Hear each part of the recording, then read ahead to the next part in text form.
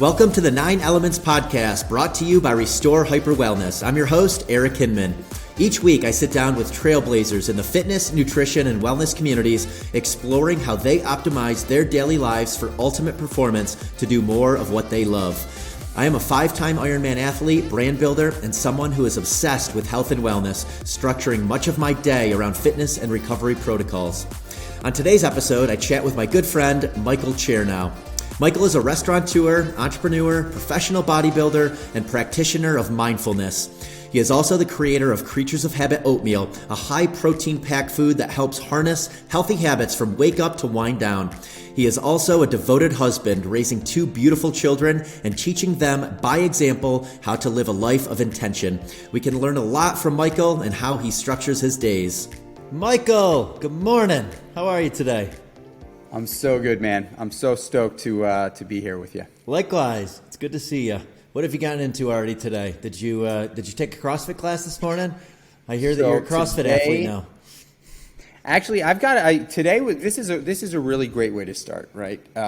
Habits are everything in my life. Routine is everything in my life, and I say everything because I mean, if I don't start with a foundation every single morning, I feel like I'm a few steps behind, typically. This morning, however, my dog woke me up at 3:45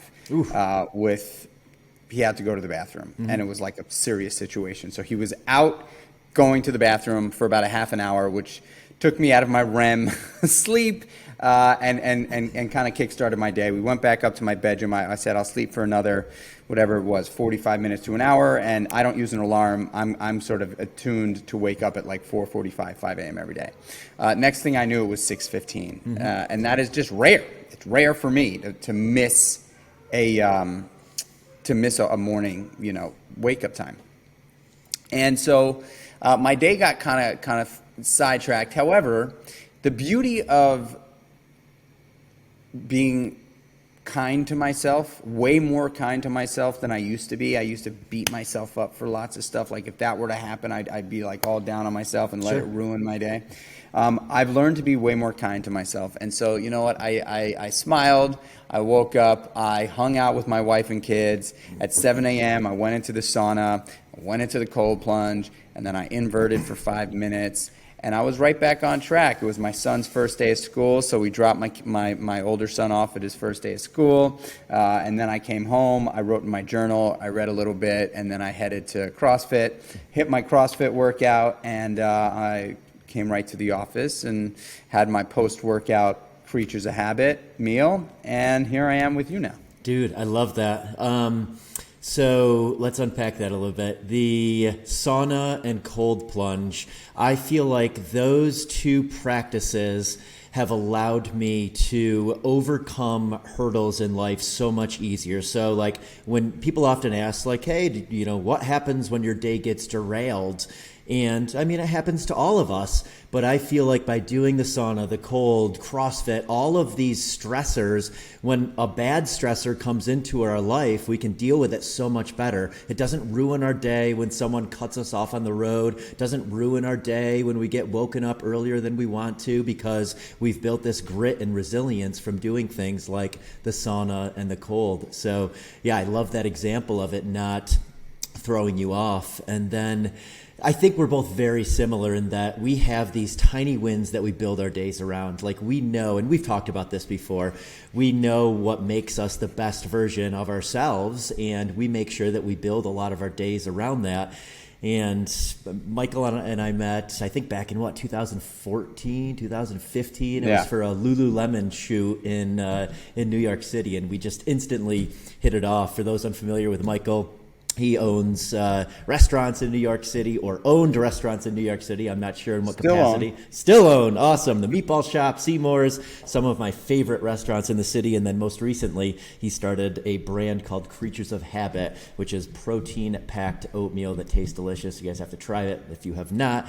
So Michael and I instantly hit it off over, like we build our days around health and wellness. And, we both are entrepreneurs at heart. We love building brands. And I was so grateful to have met you that day and built this friendship with you over time.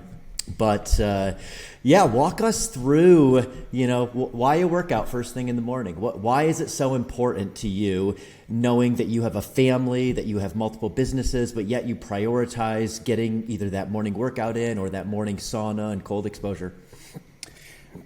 I mean, I guess the way I like to break it down is, and sometimes I feel like I say this all the time, and I do, right? Like this is genuinely what I believe to be the key to success, happiness, freedom, just wealth in life, right? Like wealth is being able to control the controllables. Yep. Understanding what you can control, and understanding that the vast majority of life you cannot control. If you're able to harness the things you can control and predict the outcome of those things, also known as putting wins in your path every day, you have no choice but to be successful. And when we think of success today, a lot because of social media, because of the hyperactivity, hyper accessibility, all the things that we sort of like think of when success is said is glitz and glam, fancy car, G3 jet, house in, Mallorca, whatever, right? Floor to ceiling windows looking over, Dubai, like whatever it is. When people think of the word success, and honestly, for me, that can be a byproduct of success, but success really has to do with belief and confidence in yourself. Yeah. And I think the only way to actually get there is to, the only way to admire yourself as like holy is to monitor how you move your body and what you put into your body. Those two things. I think fitness is looked at very differently today than it was even 10, 15 years ago. 15 years ago, I would be looked at as like, I'm an entrepreneur as well, but I really do put a heavy emphasis on strength training and resistance training. So I'm lifting lots of weights. I would be looked at as like a jock, right? Like you wouldn't, I'll be like, oh, that jock, like he probably doesn't read or whatever, and today it's looked at very differently. But ultimately, I owe my life. And I say this, I owe my life with my family, my wife, my kids, my businesses, my happiness. I owe my life to my ability to control what I put into my body and how I move my body. So fitness and nutrition and mindset are the three things that I have that are non-negotiables for me. They're just non-negotiables, and I do have this pretty intense morning routine that I'm sure we'll get into. But really, the beauty of being this sort of now a responsive human being as opposed to a reactive human being, like really being able to take a moment and not react to things that come my way, because like when there's no control over the things that happen to come your way, your reaction to them could potentially be unnecessary, unwarranted, not efficient. However, the practice of patience, the practice of self-love, self-care gives you an opportunity to not be as reactive in life and be able to pause when things come your way that you don't have much control over, and actually pause, receive, like process for a minute. And sometimes this is like a 2-minute, 3-minute long thing, 2-day, 4-day long thing. Sometimes it's you don't even respond. You don't even respond. I've learned that sometimes when things are said to me or things are done that affect me, sometimes the best solution for me is to not respond and to let the other people in my life or on my team take over and get things done. I owe my life to fitness and nutrition. I mean, it's just that simple. I really do. My life was saved, by my passion for and commitment to fitness and nutrition. So I work out every single day. I take one day off, but I do that every day because I love it. I love it. It makes me a better human being. Yeah, I love that. And so many people, I think the perception is starting to change, like you said, but for the longest time, our daily routines were looked at as we're doing it for an aesthetic. And I always tell people that the aesthetic is a byproduct of I want to feel like the best version of myself day in and day out. I know that morning workout is going to bring me mental clarity and incredible energy for the rest of the day. My cup is full. I'm going to be able to give back to others better. I'm going to be a better business owner. You're going to be a better husband, a better father because of those self-care practices. So yeah, I think it's so important for people to realize that this is for mental well-being, emotional well-being, incredible energy. That's why we're doing it. And, you have your pro bodybuilding card. So, even you who, aesthetic is a big part of it, still your primary reason for doing this is to feel like the best version of yourself. Yeah. And I do want to put a little note in there for that, right? Like I do believe that most people, get into fitness and say, oh, I got to start doing this predominantly because they want to look better. Yeah. Right. Agreed. And I actually see no issue with that. I also like to look better. Sure. But what I will tell you is once you get in and it becomes your lifestyle, right? Like it goes from a chore to a habit to lifestyle. Yep. Right. That's the journey that I've experienced with all these things. The mental component of what fitness and eating well offers your spirit is just far outweighs the aesthetic. You'll have the aesthetic. It does it. The aesthetic will come if you do the right thing. Yeah. But the mental clarity and the mental toughness and the ability to really be okay with everything else that's going on in my life that I don't have control over. Yep. Like you just said, man, I there were times in my life where things would really, really get under my skin and would really, really upset me. Oh man, I left my wallet somewhere or my cell phone I dropped in the sink or, whatever. I get really upset. And today I think with the foundation that I pour every morning with this morning practice, this morning routine, really has helped give me an opportunity to really be like a responsive human being and not react to life. Yeah, stress resilience. Walk us through your morning routine. So my morning routine starts at most days. I give myself a break every now and again. But my morning routine starts at about 4:45, 4:50. I wake up without an alarm. And the first thing I do every single morning is I flip back my sleep mask and I open my eyes, I look up at the ceiling, and I smile from ear to ear for 15 seconds. I put on a real big pearly whites shining grin that almost is ridiculous. It makes me laugh at myself because of how kind of silly it feels every single day. I mean, it's an awkward thing to do. Right away, boom, smile like that. I love that. But I do it right away. I do it for about 15 to 20 seconds, and I immediately get into gratitude.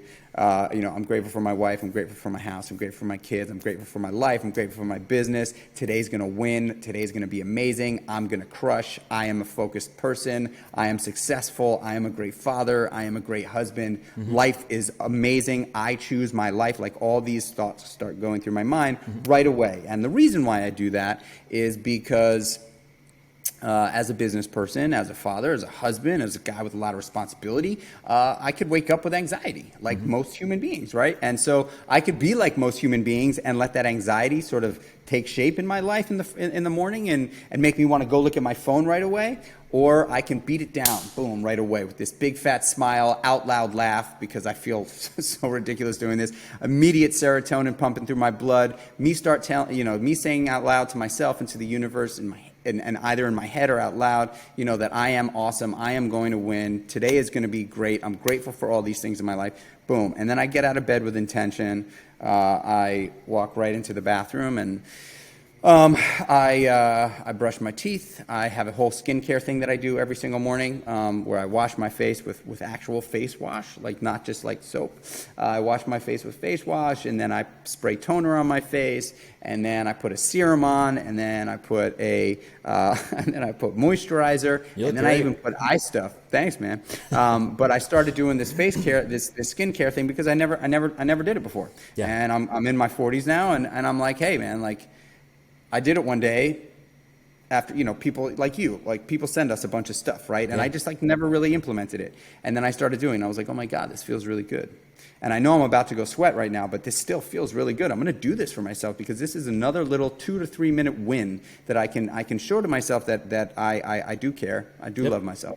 And so I do the skincare routine, and then I got this awesome water pick that I love because I was like, I didn't floss as much as I should have. So I got this water pick that actually really, really makes flossing fun. I floss, I brush my teeth, and then I take a piss and I step on the scale. If I'm competing, I step on the scale every day. If I'm not competing, I step on the scale once a week just to keep track of where I'm at. And then I immediately go into my morning prayer practice. So I will pray. I've been praying every morning for almost 18 years. I'm not a religious guy necessarily, but I am certainly a spiritual, universal person. So I do pray and on my knees every morning, and I ask for help and guidance and for me to be less self-seeking and more of service, and a bunch of other things that I say. And then I bust out 50 push-ups, and then I get up. I set my sauna the night before, so by the time I walk in there in the morning, it's at that 178 degrees. I get my infrared sauna. And then I walk downstairs. I grab my athletic greens. I grab my 22-ounce jug of water with my Element electrolytes. And I head into the sauna where I will meditate. I will read. And I will sometimes write my journal if I'm not too sweaty. Typically, I'm a little bit too sweaty, so I wait for the journal after. But I sit in there for about 30 to 40 minutes, depending on how much time I've got. And then I jump right into my cold plunge. I sit in there for anywhere from 3.5 to 5 minutes, depending on how I'm feeling. After the cold plunge, I've added something new to my morning routine that is unbelievable. If you don't do it, you should definitely get one.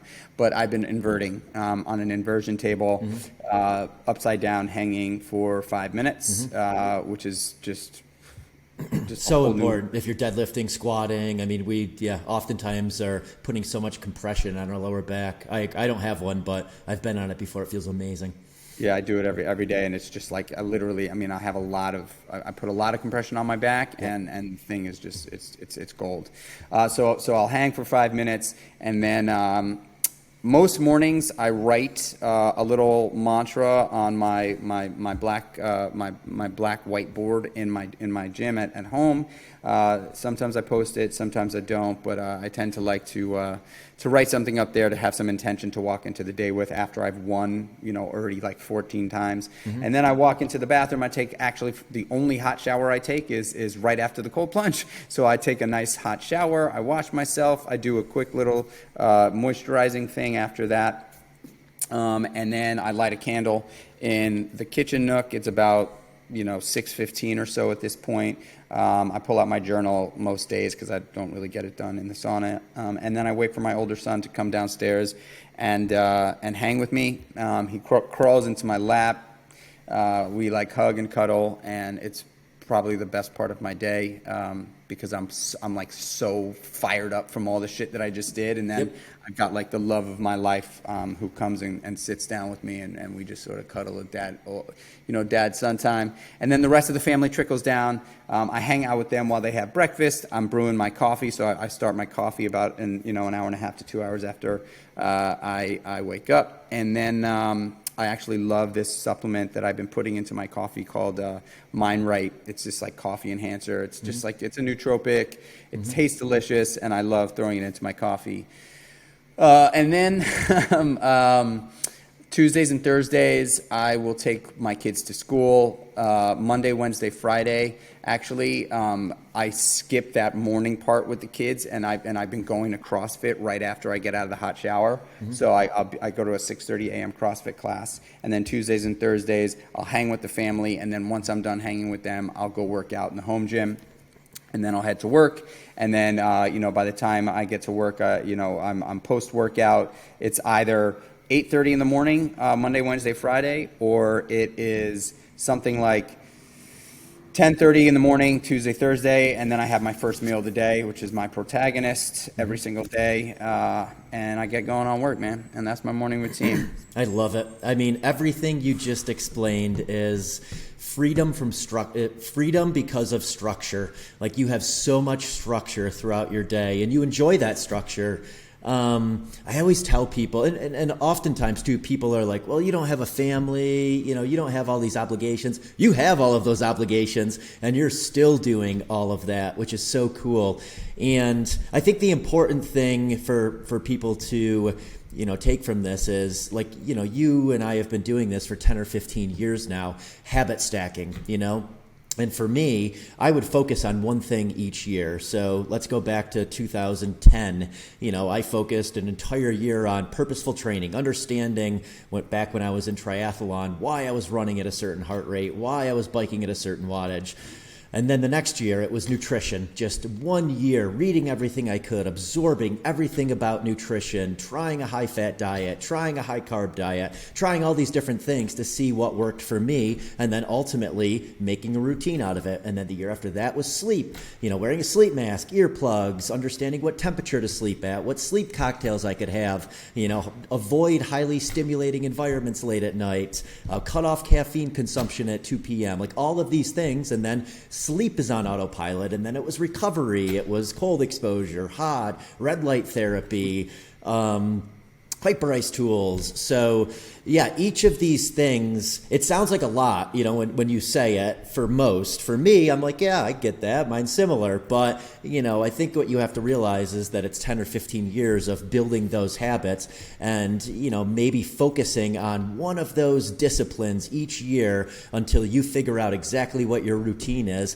And then you just stack all of them. And it's like, I don't have time to tune in to others. I don't have time to get derailed. Like, I have my structure and I stick to it because it works really well for me. So yeah, I think that's a super important takeaway from this is, it takes a while to get there, but you can get there. And when you have structure, you have freedom from everything else. Yeah. I mean, I also think that like I said earlier, right? Like it starts as a chore because it just does for people trying to, like hearing that morning, my morning routine is overwhelming for a lot of people. Not you, right? Like we mentioned, we're pretty similar in there. But just so everybody knows who's listening, this is like saying it sounds crazy. Yeah, but you don't think about it in the moment. I breeze right through it, right? Yep. Like I know exactly what I'm doing. Yep. I know that it makes me feel awesome. Yep. I know that I've also had a bunch of things over the years that I've tried and just didn't enjoy. Yep. And one thing that I could say about that is it's similarly in my work life, right? Like if somebody asks me to do something and I'm on the fence, but I get pushed over the edge to say yes, and then find out that I'm actually not gonna I'm not doing this.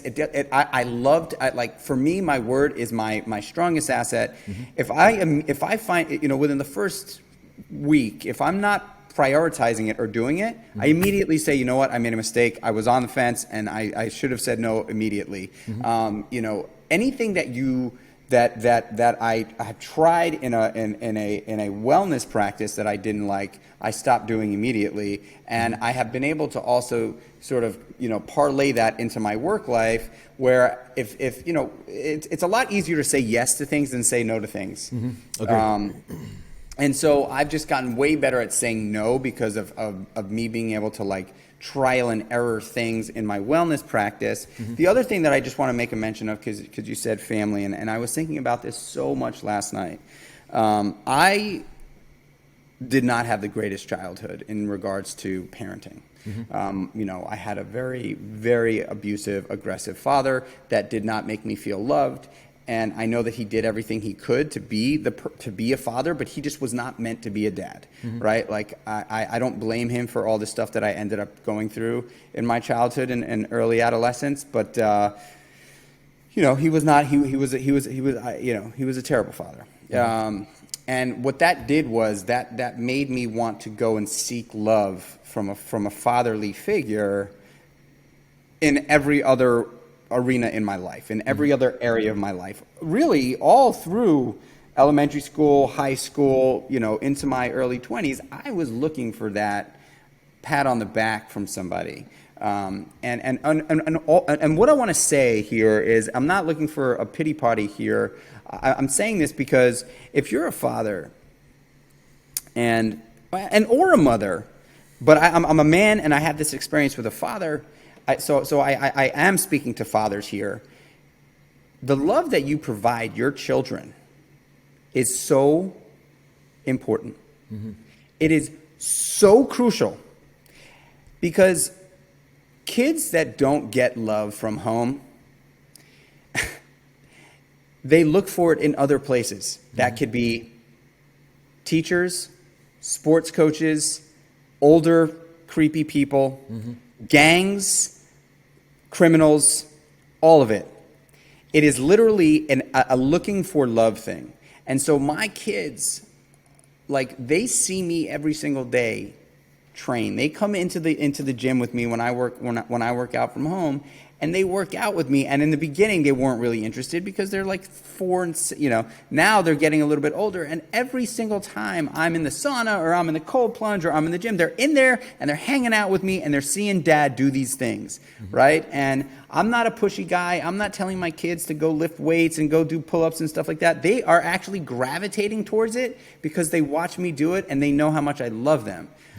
I felt like you mentioned family, and it was just, I was so inclined because I am going to do a big piece on this, over the next few days, because love from a parent to a child is so important. It is so important because children need to feel that. And if they don't get it from where they're supposed to get it, they are going to look elsewhere. Yeah. And that looking elsewhere 9 out of 10 times is not the place where they should be looking. Yeah, I love that. And I mean, I'm 42. I think you're either 41 or 42. I feel like, in your 30s and 40s, and I had a great childhood. I'm so thankful that my parents loved me and my parents were incredible role models. But, so much of your 30s and 40s, and I'm assuming maybe even into your 50s, you're unpacking various traumas from your childhood to understand why you are the way you are. And you don't realize it when you're a child, but you're absorbing so much. And that's so cool that that's what your kids are absorbing, because that's going to shape the human beings they are when they're 30, 40, 50 years old. So I think that's super important that, you're setting them up for tremendous success in their later years. And also, they are going to become an example for their children and their peers and their, employees and their significant others. So yeah, it's just such a snowball effect in setting that example early. Yeah, and it doesn't mean you have to spoil them in any way, shape, or form. Yeah. But telling them that you love them regularly. Yeah. And making time for them. If they want to do something, or if they see you doing something and they're interested in it, don't tell them to leave you alone. Actually take a breath. Even though it could potentially be frustrating, you're working on something and they're interested in it, include them, teach them, teach them how to do, like I speak from experience that, like, my life was basically like, I didn't get that attention. I didn't get that love. My father taught me nothing. I wanted it so bad, and I ended up getting molested. Because I was looking for love and committing crimes and getting into all sorts of trouble. Because I was looking for love in the wrong places from men, and I know this podcast isn't necessarily, covering this, but this is part of the wellness conversation. Can't agree more. Yeah. All right. Well, and I mean, a lot of your practices too, they are teaching you presence. They're making you present. And presence is such a superpower and such a gift to give to others. So by starting the way you start your day with activities that are going to produce presence, you're then present with your wife. You're then present with your kids. So, that's been something super valuable to me as I kind of think of my day as how can I build it around presence? How can I do activities like CrossFit, like mountain biking, cold exposure, sauna, where it's teaching you to be completely in the moment, so that when I'm with my girlfriend, Sarah, when I'm with my family, when I'm with my friends, I am giving them undivided attention. I'm super present with them because I've practiced presence. I mean, we live in a society where there's just unlimited information at our fingertips. There's notifications going off on our phone, on our watches. Like everything around us is deprogramming our ability to focus on one thing at a time and be present. So I think it's super important to have a lot of these activities in your life that teach you presence so that you can be present with others. 100%. There's something that I do when I kind of look at my life on a daily basis in 3 different transition periods.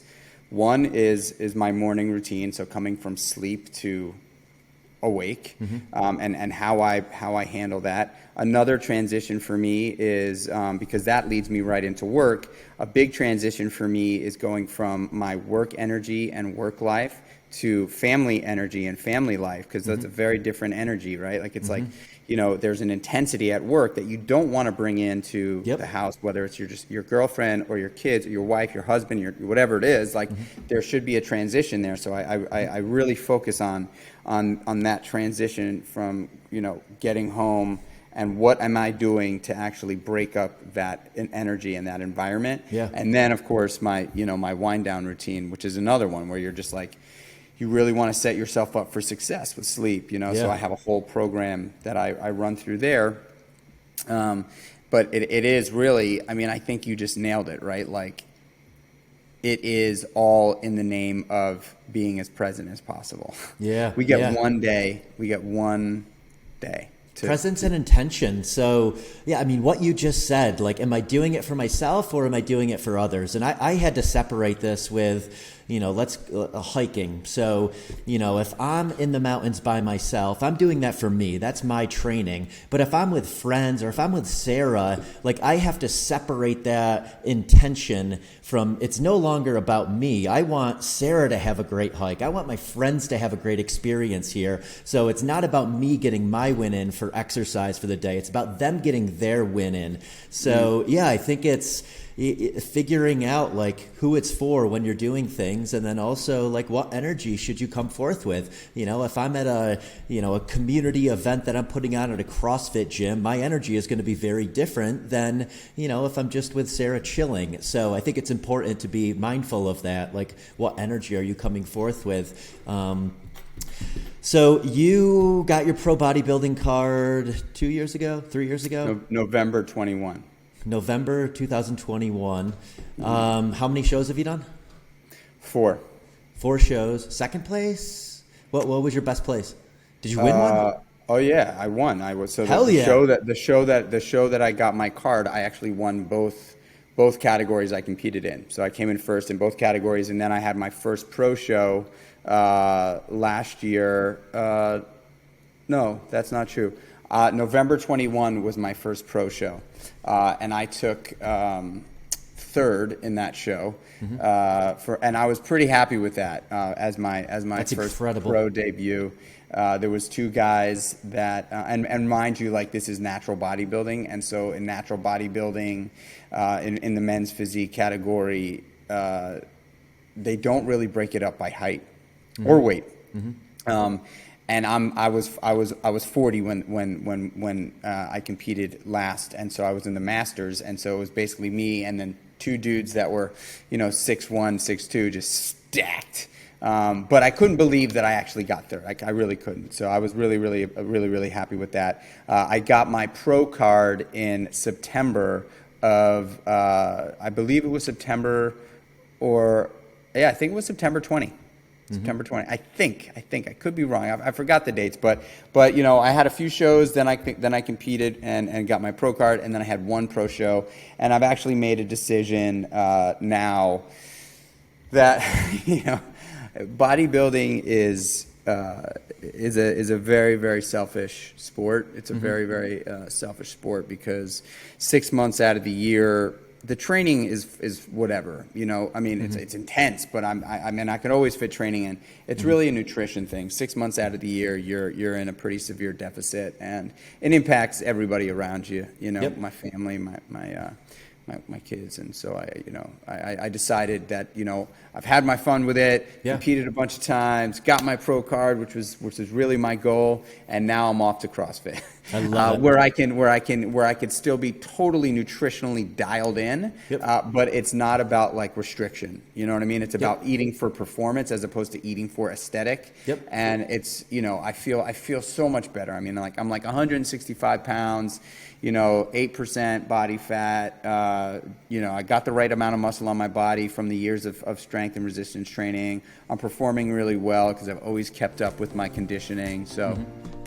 Did you know that 35.2% of Americans report sleeping less than 7 hours per night?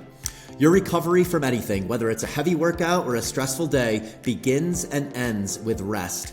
As we heard from Michael, some nights don't go as planned, and you have to wake up at 3 a.m. to let the dog out, leading you to sleep in. Rest lowers stress, aids in mental performance and memory, and supports the body's natural defenses. At Restore Hyper Wellness, there are 3 modalities that can help optimize your rest periods. Choose from compression, which may help the body promote healing, red light therapy, which can help optimize sleep, or mild hyperbaric oxygen therapy designed to help recharge, recover, and repair. Optimize your rest routine with Restore today. 9 Elements listeners can receive 20% off your first Restore service using the code ELEMENTS20 when making your first appointment. That code again is ELEMENTS20 to save 20% when booking your first service with Restore. Yeah, powerful message there of, not letting something take over your life that, my Ironman years, I got to a point where I realized it was more for ego than it was for me feeling good and me giving back to others. And also, some of these to be really good at anything, you do have to sacrifice a lot. And if you have glass balls that you can't drop, you need to be cognizant of that. So the Ironman years for me, same, very selfish. And it wasn't just the training hours. It was, at night, I didn't want to be up past 8. I had no energy after 3 p.m.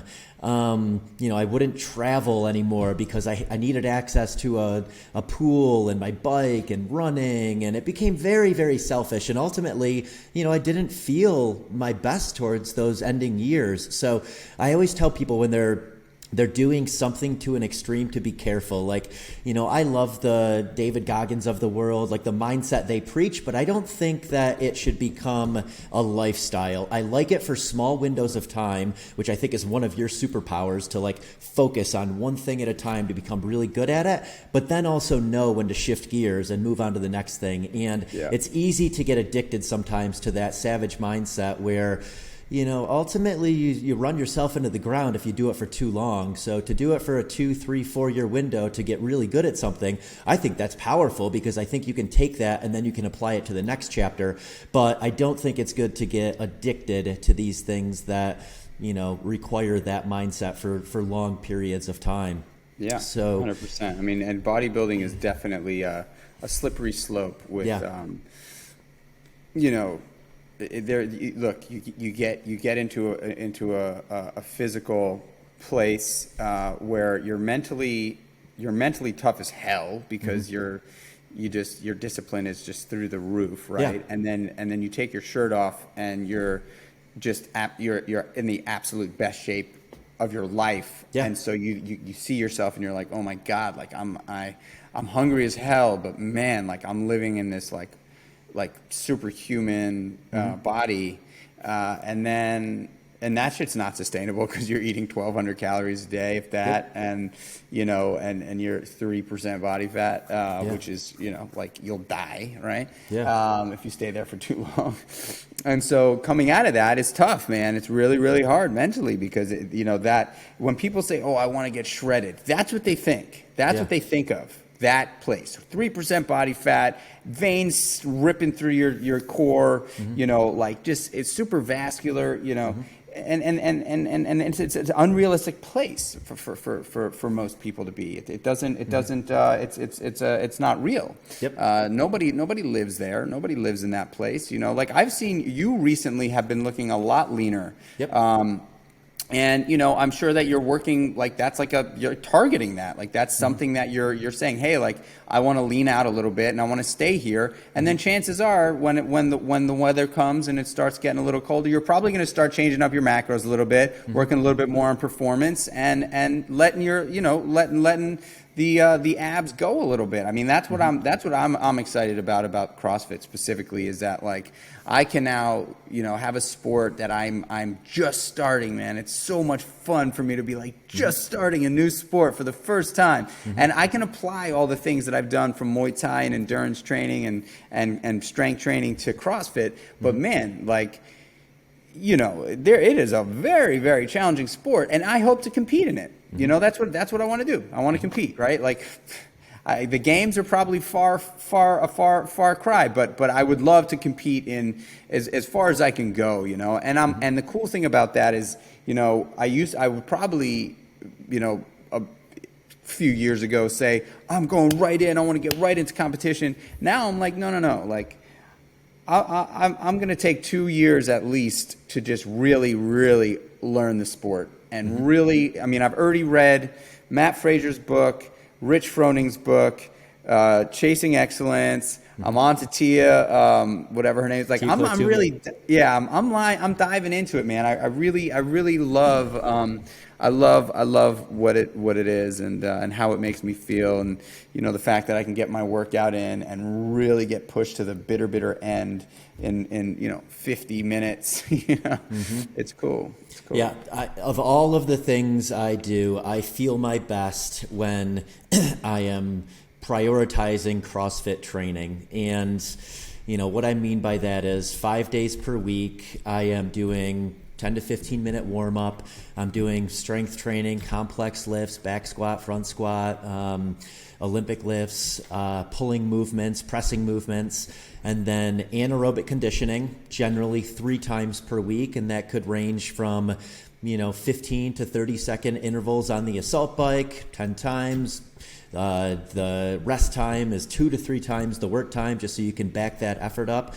Maybe 1 or 2 days a week, it'll be a CrossFit Metcon. I try to avoid, for the most part, with the exception of like the CrossFit Open season and, you know, any competitions I'm doing like those Olympic lifts under a high heart rate. I just feel like, you know, you're kind of playing with fire with a lot of that. I'd prefer to get my anaerobic conditioning in on some of those cardio machines where I think there's a lot less risk for injury.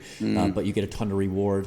And then accessory lifts, like what you would do in bodybuilding, you know, the bicep curls and skull crushers. And I mean, honestly, the last couple of years, ever since I've incorporated some of those smaller accessory lifts, I've gotten a lot stronger and I feel a lot better and a lot more confident when I'm doing some of those bigger lifts. Like I don't have any aches and pains because all of the smaller tendons and ligaments have caught up in strength. So CrossFit training for me, I absolutely love it. I've been doing it seriously now for, 2017, 2018 is when I kind of really made the switch from endurance over to the CrossFit training.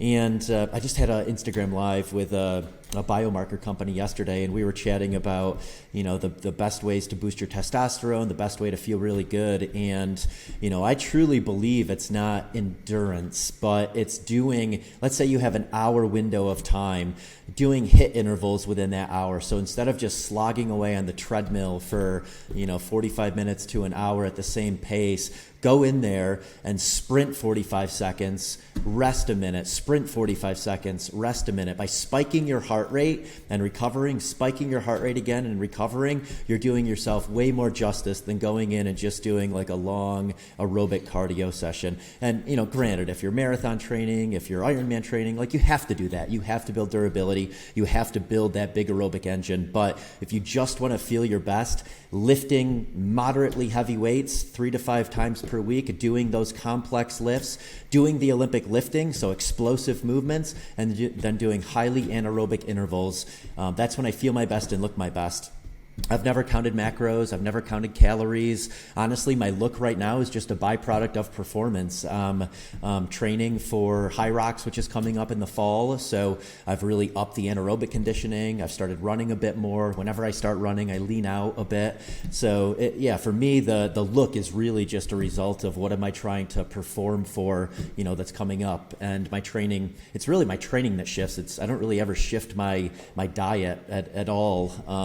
It's really just the training for performance that shifts, and then my look shifts based on that. Awesome, man. What CrossFit gym did you join? I joined a CrossFit gym called Railroad CrossFit In Hudson. Cool. The dudes are just amazing. They're really just they're just such great guys, and I've done for the last many years, the sports that I've competed in, Muay Thai, and I don't really compete in endurance, but I ran a number of marathons, yep. and so long distance running, Muay Thai, and bodybuilding have been like solo sports, like really just me against me. And I think no matter what I do, it's going to be me against me. Sure. But it's fun to do it with other people in that environment, the energy. Yeah, it's incredible. And like my work life is very much a team sport. Mm-hmm. I surround myself with awesome people and rely on them to pump me up when I need it, and they rely on me to pump them up when I need it. And so now being able to apply that into the fitness, part of my life is awesome. So I really do love that, and cheering them on, and it's great. Yeah, I really love it. We're tribal creatures, so I think we do best when we're in a community, when we're around like-minded people. I have a whole gym set up at the house, but I very rarely train alone. I either invite people here or I still go to a gym. Like, I want that energy. I want that camaraderie. I want to fist bump with people after the workout. I want to share in the discomfort and then share in the pleasure afterwards. It makes it so much more powerful. Businesses around your passions. And I think that, started back with the hospitality businesses when you were involved with, nightlife and, just serving others an experience. And, we had this conversation, I think when we first met, that you were looking to shift out of the hospitality business and get more into health and wellness businesses. Talk a little bit about building companies, building brands. I know, we've talked about some of the superpowers you have, but would love to hear your story of, founding some of the companies that you founded. Yeah, sure. I guess I'll just start by I might as well just tell you the full story. I grew up in New York City. I always thought entrepreneurially. I always wanted to make, do, and create. I didn't know why, but I did. I was selling my toys and walking all the dogs, and always out there looking to make, do, and create. And when I was 12 years old, I got a job in a restaurant, and I felt like I had actually arrived. Like, that was when as I said, like, it was tough at home for me. And so every opportunity I got to be out of the house, I took. And now getting a job in a restaurant, I was working 4 or 5 days a week, and I would be out even in the evenings as a young kid. And so I just felt like I had this ability to connect with human beings in a positive way. And I learned early on that, it made me feel good when people wanted my attention and gave me attention, because I wasn't getting it at home. So the hospitality business was a perfect place for me to start planting seeds, and I fell in love with human engagement. I fell in love with connecting with other human beings, and I hung my hat in the restaurant business. I worked every position from the front of the house to the back of the house. Stayed working in restaurants until I was 28 years old when I opened up my first business. But when I was 23 years old, I had made a big decision in my life to get sober and step into the world of recovery. Before, from 12 to really 23, I began walking this path of addiction and darkness. And at first it was super fun. I was in my teens. I was in New York City. I'd moved out of my parents' house when I was 15. So I was kind of out and about, running around the streets of New York, nightlife and clubs, and it was really a lot of fun. I do not take that away from my experience there, and I don't regret a single second of it. But at the end there, towards 21, 22, 23, it became far less fun and far more. I needed it. I was fully addicted to drugs and alcohol, and so I made a big decision to get sober. Because I was working in this restaurant and I was so passionate about my job. But I had slept through work. My boss essentially fired me, and I loved my job. It was really all I had left that I felt like was real in my life because of all the other bad news that was going on. And I begged him for my job back, and he said, "Look, man, I love you, kid." I was 23. He was like 40 or whatever at the time, or maybe 38, 39. And he said, "Look, Mike, I'm not going to watch you die on my watch, on my dime. I'm not going to let it happen. So if you want to get your job, if you want to work here, you got to get sober. You got to get your shit together. You got to get sober. You got to go to AA, NA, whatever it is you got to do. You got to go to rehab, like whatever it is. But if you choose not to go to rehab and you choose to stay here in the city, you got to show up to the restaurant at 8 o'clock every morning and clean the restaurant with the porters. You got to call me as soon as you get here. You call a minute past 8, you're fired. You have a sip of drink, you sip of alcohol, you find out you're using any drugs, you're fired. It's time for you to put it into, put your life into fifth gear and actually start taking action. And so that's exactly what I did. I got sober. I went to AA. I owe that guy a lot. I connected with a couple of guys who took me under their wing. They were Muay Thai competitors. They were really cool dudes, probably 10 years older than me at the time. And they had changed their life through sobriety and through fitness and nutrition.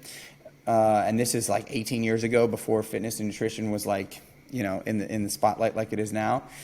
And these guys took me off the street pretty much. They threw me into a Muay Thai kickboxing gym, and they wrote a life plan for me. Part of that life plan was a meal plan, a fitness plan, and a how to get sober plan. And they taught me about humility and integrity and discipline and commitment and gratitude and getting back up.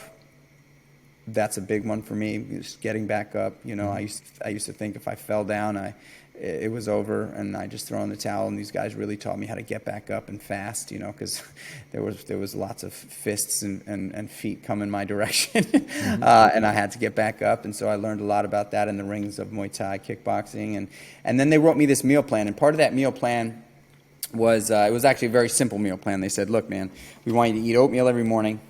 We want you to eat chicken and broccoli for lunch, and we want you to eat chicken and broccoli for dinner. And just don't question it. And we'll change it until when we're ready to tell you to change it. But this is what we suggest you eat to help you sort of start to gain some strength and consistency." And so I've been eating oatmeal for breakfast to this very, very day. It looks cool. More like this now. Chicken and broccoli for lunch every day, with a few other things, and then my dinner is my wild card. But ultimately, I got sober. I opened up the meatball shop 5 years after I got sober when I was 28. Super successful. I learned, I'm a creative guy. I've always been a creative guy. I've always wanted to make, do, and create. I've always listened to what other people have to say, try to add my creative spin on it. And this was even before I was a business owner. I always tried to create experiences, atmospheres, environments, and now products for people to thrive in, to feel better than they did before they interacted with me. And that is my superpower, I believe, to be able to connect with people, listen to what they have to say, and then throw my creative. I'm also a ferocious hunter, a discovery junkie. I'm very, very curious. Every day I wake up pumped because I want to lift up rocks, and I want to find things out, and I want to find things out. I want to learn something new, and so. With the meatball shop, I opened up this business, and it was a little restaurant on the Lower East Side of New York City, 38 seats. Opened up the doors. It was a slam dunk grand slam, home run, crazy story. But, within 6 months, we paid back our investors. Within the first year, we were cooking, my partner, Daniel Holzman, and I, who was my childhood best friend, we were cooking meatballs on Jay Leno, Jimmy Fallon, Chelsea Handler. So cool. Good Morning America, The Today Show. I mean, it was just nuts. It really just was like a phenomenon in New York, and it still is. It's an iconic New York City institution at this point. A couple of casualties in the pandemic, unfortunately, but... in 2014, I really wanted to see if I had what it took to open up a second restaurant concept. So I sold a little equity in the meatball shop, and I started building Seamore's, which is my second restaurant concept. I really, sustainable seafood is something that I felt like New York City needed and didn't have enough of, or any of at the time. And I love fishing, I love seafood, and I started doing some research on the ocean. And if we keep eating and the demand for seafood continues to grow the way it is, we keep eating the way we are out of the sea, there's not going to be much left by 2030. Crazy. That's a very, very scary. That's a very, very, very reachable a date to think about, right? Like, oh my God, like in 10 years there might not be tuna and halibut and cod, and so I said, hey, like I may be able to make a tiny little scratch in this thing. And so I came up with a restaurant concept that served local, sustainable, underutilized, and underloved species of fish to the New York City market. Bluefish, tautog, porgy, redfish, hake, haddock, the fish that nobody really knows about, but is actually really delicious and super fresh and super local. And I put them in tacos, and I put them on fish sandwiches, and I made these awesome simply seared fish bowls with a bunch of delicious sides. And I opened up the place, and boom, same thing happened, man. Same story as a meatball shop. Took off like crazy. New York Magazine, #1 restaurant in New York City for the first 6 months that we were open, and took on a partner, opened up 5 more of those, and the whole way through, from 23 up until this point where I was, I was in 2015, I was 35, and I ran Seamore's for 4 years. So when I was 39, I was ready to sell some equity to my partner at Seamore's. But the whole way through, man, from the beginning, it was my commitment and my discipline with nutrition and fitness that kept me grounded. If there were times where it was so busy and I couldn't leave the restaurant, I couldn't get to the gym, I would literally pack my backpack in the morning, because I lived in Williamsburg, pack my backpack in the morning with my work clothes. I'd run over the Williamsburg Bridge to work. I'd make sure to do at least 1,000 push-ups in the bathroom at work while I was there. I'd do air squats, push-ups. It is necessary for me to have discipline there, because of the mental component that it offers, and the positivity that it offers my life, the win that it offers my life. So in 2019, when I knew I was going to sell a little equity at Seamore's and create Kreatures of Habit, which was ultimately going to be a restaurant at first, I said I need to do something in wellness. I need to blend my personal life and my my business life. I need to do it. It just doesn't feel right if I don't do that.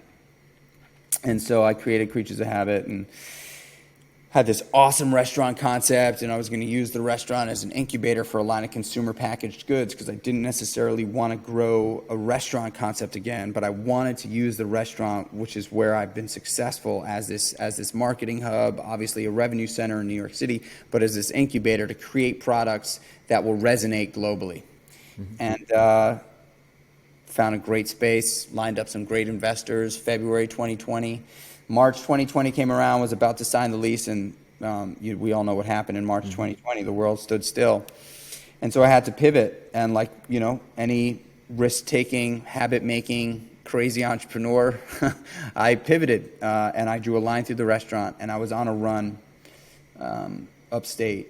And I tend to use long distance, sort of, well, I call long distance now like 5 to 9 mile runs as real, cathartic, therapeutic sessions with myself, where I don't listen to music, don't have any headphones in, and I walk into the run with a real intention. So I was doing this up there, trying to figure out what the next step was. And I was running a bunch when we got upstate, coming into the spring. And then one day it just clicked. I said, I'm going to go directly into CPG, direct to consumer. And I have been eating this oatmeal product that I've added a ton of stuff to over the years, every single day as my first meal post-workout. This has been my meal one every single day for 18 years. This is the most authentic thing. This is what I have eaten the most of in my life. Mm-hmm. I'm 41 years old. I'm in the best shape of my life. I know that when I consume this, it really does fuel my mind, body, and soul. It's a blend of gluten-free oats, plant-based protein, 30 grams of plant-based protein, chia seeds, flax seeds, pumpkin seeds, pink Himalayan salts. It's got, and that was basically my breakfast every morning. It was oats, protein, chia, flax, pumpkin seeds, pink Himalayan salt, and then I would finish it with some cinnamon, some shaved almonds, and blueberries, some cow nibs. Mm-hmm. And then on the side of that, I would have my omega-3s, my vitamin D3, my probiotic, and my digestive enzymes. Mm-hmm. And so I was on this run, and I said to myself, holy smokes, this is it. This is it. Mm-hmm. If I could figure out a way to get that whole 15-ingredient package into this, mm-hmm. I can, tell my story of change, of overcome, and of it's never too late to own your life mm-hmm. through a package of freaking oatmeal. Mm-hmm. If I can make it taste really good and super convenient and easy to make and accessible, I've got something. And so I got back to the house after that run. I came up with the name of the protagonist on that run. Mm-hmm. I told my wife about it. She laughed at me. I put $200,000 into a bank account, and I spent the next year working on it. And we launched the business in August. Last year, we just celebrated our 1-year anniversary. We've done very well. Thank God. I'm so grateful for the community of people that have supported this brand, and it's really given me this opportunity to not only tell my story, because I feel like there's so many people that struggle with how to start, mm-hmm. how to stop doing what they hate doing in life, mm-hmm. and how to start doing what they know they should be doing. Mm-hmm. How do you stop doing what you know is killing you, whether it's with the food that you eat, the drugs that you take, the amount of alcohol, the lack of movement? How do you stop doing those things and start doing the things that actually will save your life, right? Mm-hmm. And so, our habits will make us and also will break us. Mm-hmm. And so I wanted to create a company that offered the making habits easier mm-hmm. and accessible. And so we launched, man, and where we learned an enormous amount over the course of 1 year. We learned that we're not oatmeal. Oatmeal is definitely how it started for me, but this product is just way more than oatmeal. Mm-hmm. It's got so much more to offer in terms of just gut health, vitamins, minerals, protein, the highest quantity of protein in any sort of oatmeal product on the market. So we're trying to get away from the oatmeal conversation, and really it's a superfood meal. It's you can use it any time of the day. I use it as my meal one every single day. It's just the first thing I put into my body in terms of food and substance. And we'll continue to add a few more SKUs over time, but it's working out, man, and I'm living my dream. I have dinner with my family every night at 6:00, which is not something I was ever able to do. It's just wonderful. So. Mm-hmm. That's the long story, man. It's such a great story. I love that you're selling your why. With everything you do, you sell your why instead of your what. You're selling your passion behind something. It's an incredible product. We have a lot of it here at the house. Absolutely love what you've created. And I love a lot of what you just said, but I love that on your run, that's when you conceptualized all of this, because I always tell people that all of these dots that we collect through time, the experiences we have, the conversations we have with people, you need time and space to be able to connect those dots. And I'm the same, running through the mountains, running alongside the ocean. That's when I take all of those dots I've collected over time and make something of it. So because you have space, you have space for all of that to absorb, formulate, and then come up with something. So another reason why. Especially if you walk in with intention, right? Yeah. Like, if you've got something to work out, if you're dealing with something really, really tough, What I tell people to do always is completely detach from technology. And it's hard. It's hard to completely detach from technology unless you like leave without it, right? So like I like to, when I have to work through something, I completely detach from technology, and I tend to do something active that is going to stimulate my brain. Stimulate like the elements, right? Like when you're running, and listening to music, listening to a podcast, chances are you're looking down at the ground. You're looking down at the ground, you're listening to this, it's awesome, you've got some music going, but when you run without headphones, with intention, you start to look up. And just, it's stimulating in a very, very different way, you know? And so I love using those runs, or even sometimes, when I was bodybuilding, I was like forbidden to run because I didn't want to burn any muscle. So I would take these long, uphill walks, and man, the therapy. So It's awesome. incredible. Yeah, I agree. Massages, deep tissue massages for me. I do it every other week. Another time when there's no stimuli and I'm able to, take all of those experiences and make something of them in my head. And another thing I've noticed too is the more risk, the more technical, the more present I have to be in the activity, the higher the high, and it enhances the flow state in the moment. So for example, trail running instead of road running, mountain biking instead of road riding, skill-based activities, risk involved, you're outside, all of those things I've found that the high is even more extreme, the serotonin levels produced are even more extreme, and the mental clarity that I get from doing those activities are even more extreme than activities when it may not be skill-based, and you can just tune out.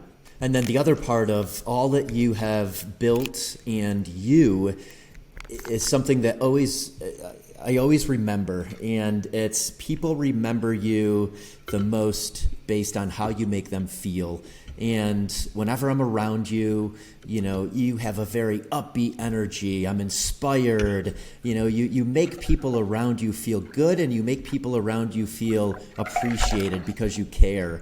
And it's really cool seeing that in your restaurants, in the packaging for your oatmeal, like everything that you've created in the world is it's you, it's your same energy. When I walk into Seamore's, my energy is instantly uplifted. The decor and ambiance makes me realize that, and the servers make me realize that I'm cared for. And the same with like your packaging with the oatmeal, it just makes me feel like I'm cared for. It's upbeat, it's incredible energy. So it's really cool to see someone create brands that resemble their energetic characteristics.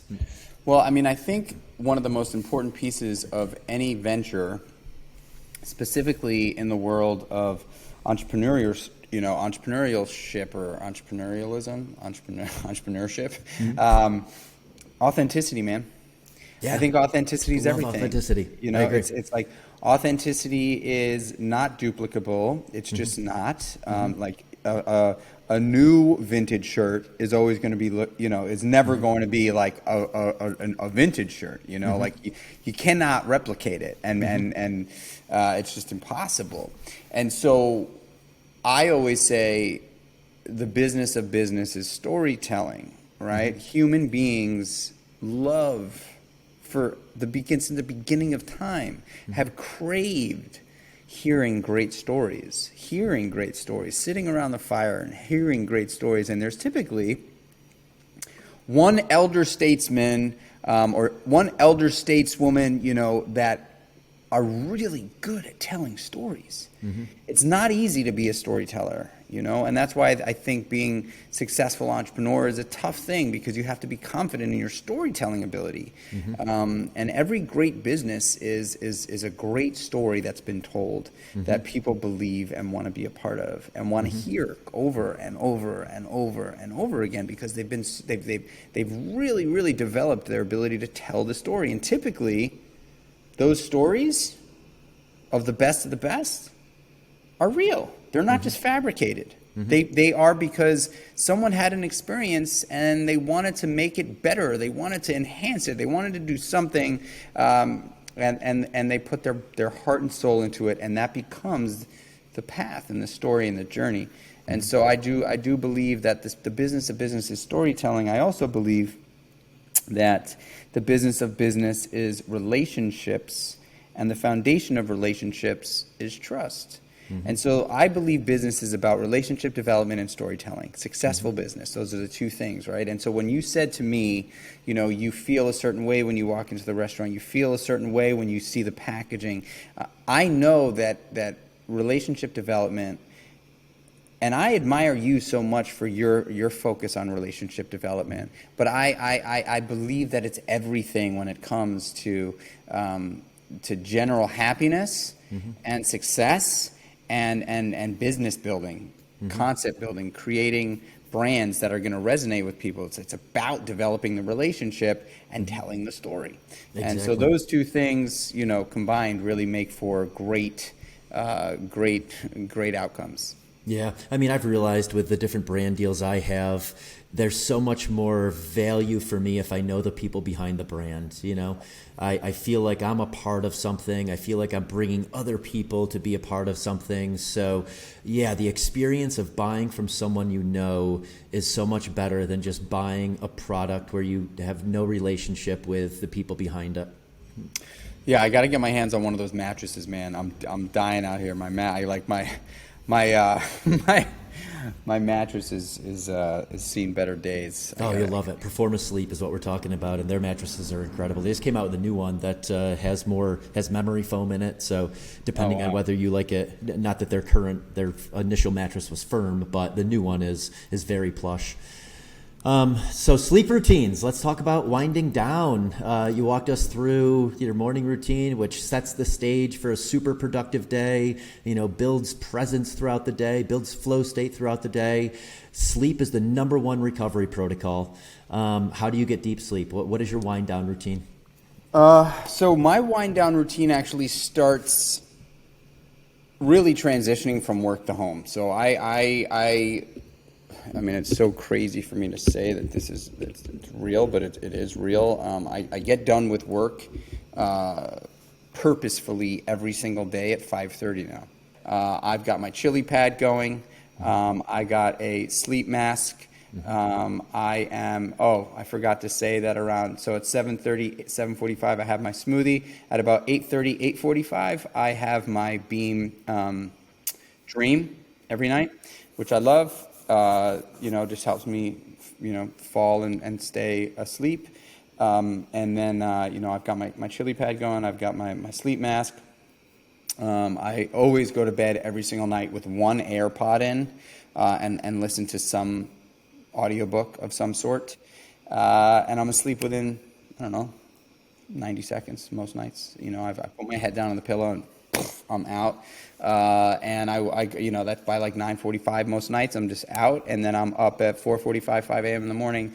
I get somewhere between 40 and 50% combo of deep and slow wave sleep, REM and slow wave, and yeah.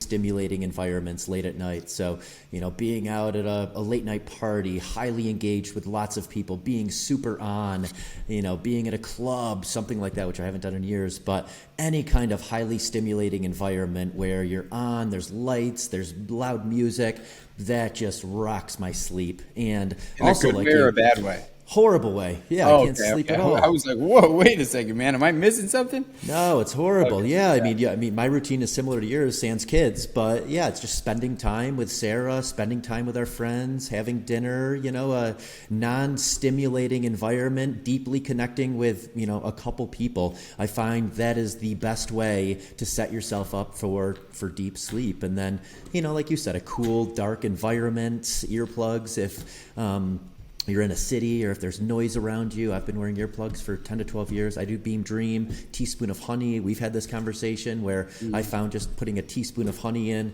also quiets my mind at night. Magnesium quiets my mind at night.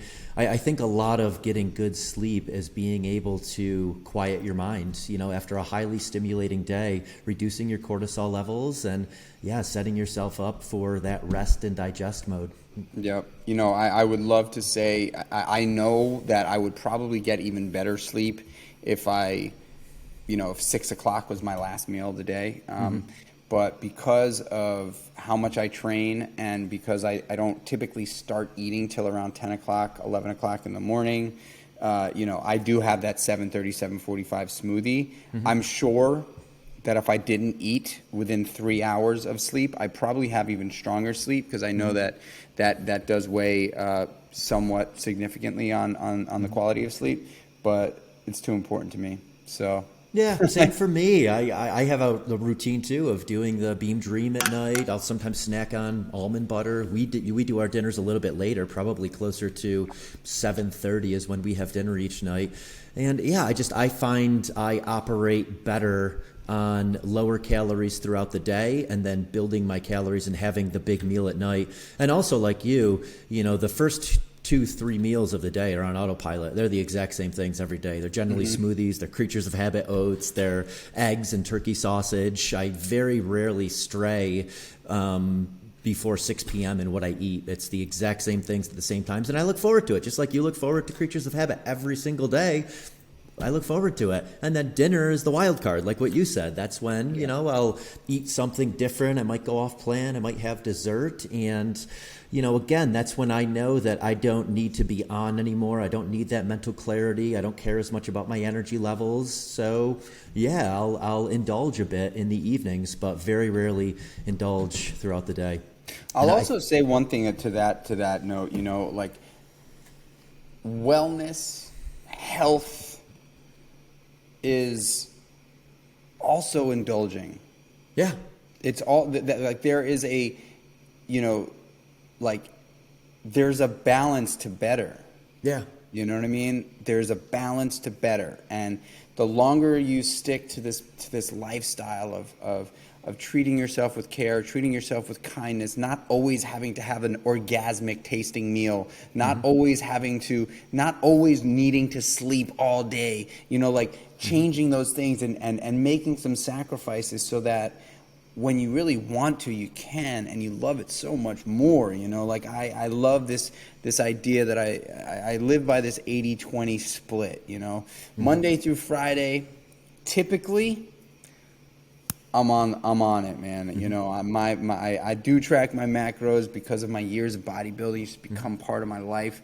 So I'm on the beam Monday through Fridays without fail. And then if I want to sleep till 6:30 in the morning, my household, everybody's up by 6:30. So there's no, if I'm in bed at 6:30 in the morning, my sons are pounding on me. But on a Saturday or a Sunday, if I want to give myself that freedom and not get up at 4:45 and be in the sun and be in the cold plunge, hang upside down, do whole, I'm okay with it too. I'm all right. This morning, we started the conversation, man. I slept in, and it was I at first I was like, oh man, it set my day off on the wrong foot.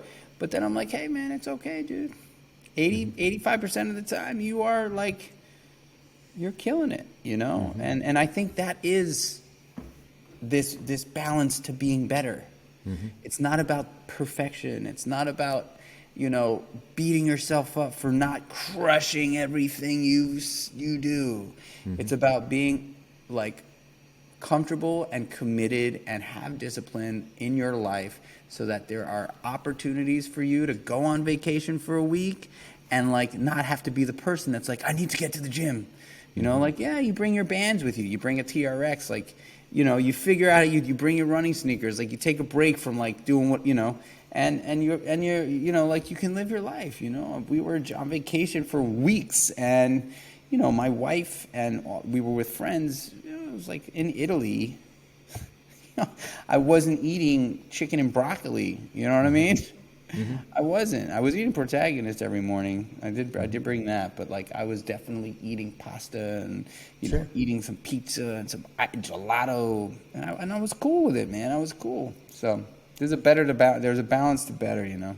I can't agree more. Yeah, joy. Figure out things that bring you joy. Figure out that balance that, ultimately brings you joy. My man, I appreciate your friendship so much. I learn a lot every time I converse with you. I think everyone that's listening to this podcast is going to learn a lot from this message. And yeah, I mean, this podcast is all about hyper wellness. You live and breathe it. You are truly a creature of habit. And, for those unfamiliar with Restore, they have locations all across the country. They have a lot of the things that we've discussed in this podcast, sauna, they have cold exposure, they have the Hyper Ice and Normatec machines, they have mild HBOT, they have drips. So go check them out. You can use the code ELEMENTS20. Michael, I love you, brother. Thank you so much for coming on. I can't wait to kick it with you soon, hopefully in a CrossFit gym. And we're in the same age group. Maybe we'll be competing at the CrossFit games soon. I'm manifesting that for us. I love you, buddy. I'm manifesting it too, man. You will smash me because I've worked out with this man and he is like superhuman, like robotic style. But dude, I love you, man. Thank you so much for having me. It's always a blast getting to hang out with you. Likewise. Love you too, brother. 9 Elements listeners can receive 20% off your first Restore service using the code ELEMENTS20 when making your first appointment. That code again is ELEMENTS20 to save 20% when booking your first service at Restore.